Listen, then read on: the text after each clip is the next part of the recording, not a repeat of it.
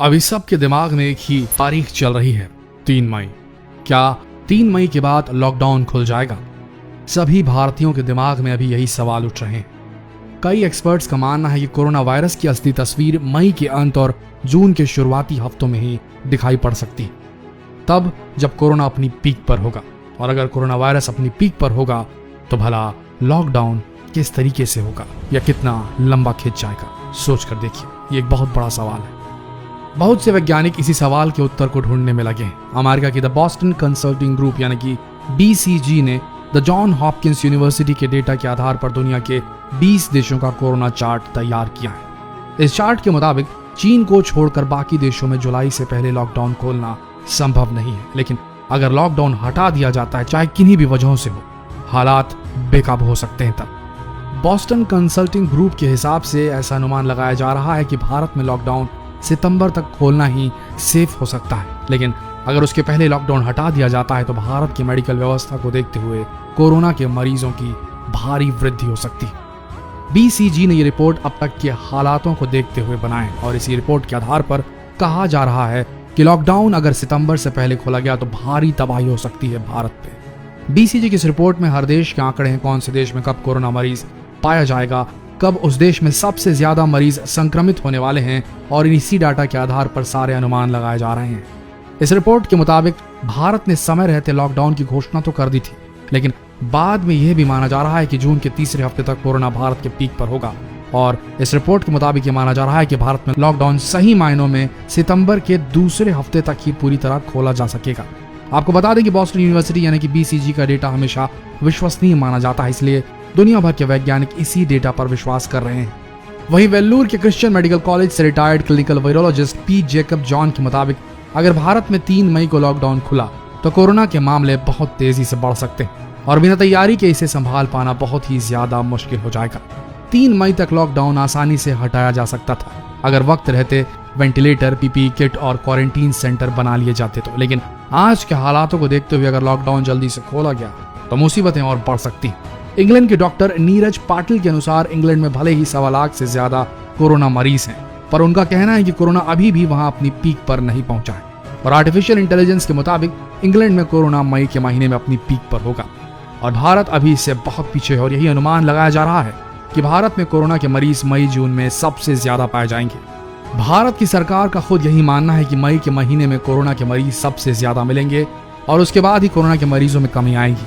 हालांकि गृह मंत्रालय का इस पर कहना है कि बाकी मुल्कों के मुकाबले भारत में अभी बहुत कम मरीज हैं। सूत्रों के अनुसार भारत में टेस्टिंग की संख्या बढ़ा दी गई है और आने वाले समय में अधिक से अधिक कोरोना मरीज हमें मिल सकते हैं। जाहिर सी बात है कि कोरोना के मामलों को पीक पर पहुंचने से पहले भारत की सरकार इससे निपटने के लिए पहले से ही तैयारी कर रही है और तैयारी करनी भी पड़ेगी। पंजाब के मुख्यमंत्री अमरिंदर सिंह खुद ये कह रहे हैं कि भारत में कोरोना जून मई के महीने में अपनी पीक पर होगा, पर उस समय भारत के 80 से 85% हिस्से संभावित रूप से प्रभावित हो सकते हैं। इतना ही नहीं, भारत के करीब 58% लोग इसकी गिरफ्त में हो सकते हैं, ऐसे भी अनुमान लगाए जा रहे हैं। वहीं गर्मी और कोरोना के कनेक्शन को लेकर भी बहुत सारी बातें सामने आ रही हैं, यानी कि गर्मी आने पर कोरोना का संक्रमण कम हो सकता है, मगर एक्सपर्ट्स का मानना है कि आंख बंद कर लेने से खतरा टलने वाला नहीं, क्योंकि ऐसी उम्मीद कम है।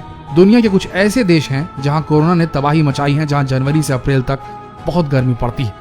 वेल्लूर के क्रिश्चियन मेडिकल कॉलेज के रिटायर्ड वायरोलॉजिस्ट जेकब जॉनसन के मुताबिक ऐसी कोई उम्मीद नहीं है, लेकिन अगर ऐसा हुआ भी तो सर्दी आते आते कोरोना वायरस फिर से वापस आ जाएगा, यानी कि कुल मिलाकर गर्मी उतनी ज्यादा इफेक्टिव तो नहीं होगी। दुनिया के कई वैज्ञानिक ये मान रहे हैं कि भारत में कोरोना को पूरी तरीके से खत्म होने में 2020 का पूरा साल गुजर जाएगा। हालांकि इससे पहले उम्मीद की जा रही है कि कोरोना की वैक्सीन ईजाद कर ली जाए। जानकारों का कहना है कि देश को वेंटिलेटर से ज्यादा PPE किट की जरूरत है, क्योंकि इसकी कमी के कारण मेडिकल स्टाफ धीरे धीरे संक्रमित होते जा रहे हैं।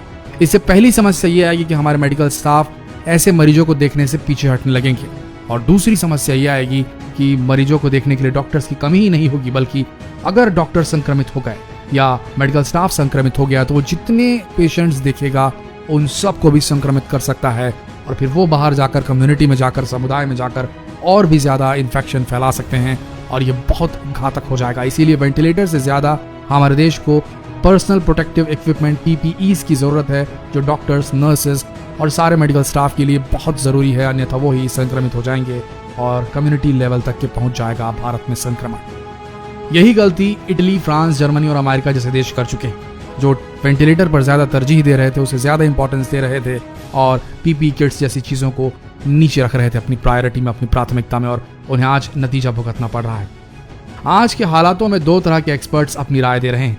एक ग्रुप एक्सपर्ट्स का यह कहता है कि लॉकडाउन बहुत जरूरी है और इसे 3 मई के बाद भी एक्सटेंड करना चाहिए, और दूसरा ग्रुप जो एक्सपर्ट्स का है वो विरोध में है कि अगर लॉकडाउन नहीं खुला तो अर्थव्यवस्था देश की पूरी तरह चरमरा जाएगी और कई लोग भूखे मर जाएंगे, बहुत सारे बिजनेसेस बंद हो जाएंगे।